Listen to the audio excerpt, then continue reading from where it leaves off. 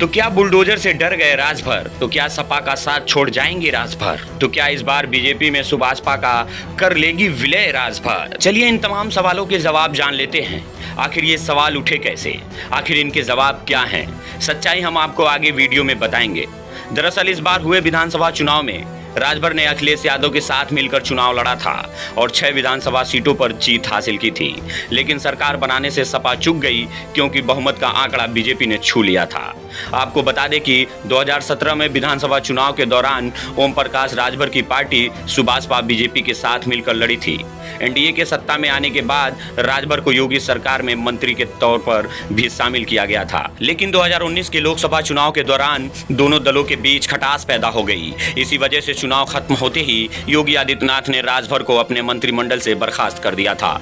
उसके बाद से ही राजभर ने प्रदेश में बीजेपी को हराने का अभियान छेड़ दिया था और 2022 में विधानसभा चुनाव से पहले वो अखिलेश यादव के गठबंधन में शामिल हो गए थे।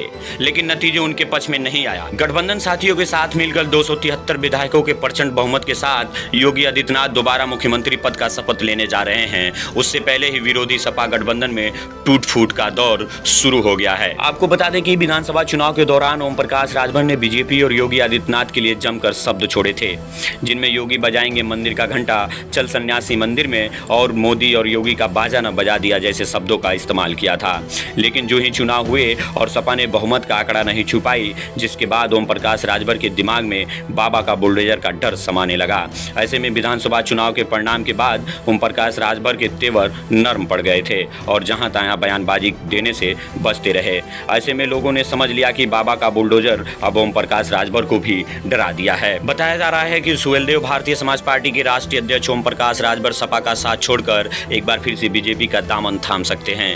राजभर ने शुक्रवार को गृह मंत्री और बीजेपी के पूर्व राष्ट्रीय अध्यक्ष अमित शाह से नई दिल्ली में मुलाकात की। बताया जा रहा है कि इस मुलाकात के दौरान उत्तर प्रदेश चुनाव प्रभारी धर्मेंद्र प्रधान भी मौजूद रहे। हालांकि इस मुलाकात को लेकर फिलहाल दोनों पक्षों ने चुप्पी साध रखी है, लेकिन बताया जा रहा है कि इस बैठक में राजभर के फिर से एनडीए गठबंधन में आने को लेकर चर्चा हुई। इस मुलाकात की फोटो जब से वायरल हुई है तब से सियासी गलियारों में चर्चाएं तेज हो गई हैं। ओम प्रकाश राजभर भी एनडीए का हिस्सा न बन जाएं, लेकिन अभी दोनों पक्ष इस मामले पर चुप्पी साधी हुई है। ऐसे में देखने वाली बात यह होगी कि बीजेपी पर चुनाव के दौरान तीखे और व्याख्यात्मक शब्दों का प्रयोग करने वाले राजभर सपा में कब तक टिकते हैं और अपना भविष्य और बुलडोजर से कब तक बचते हैं।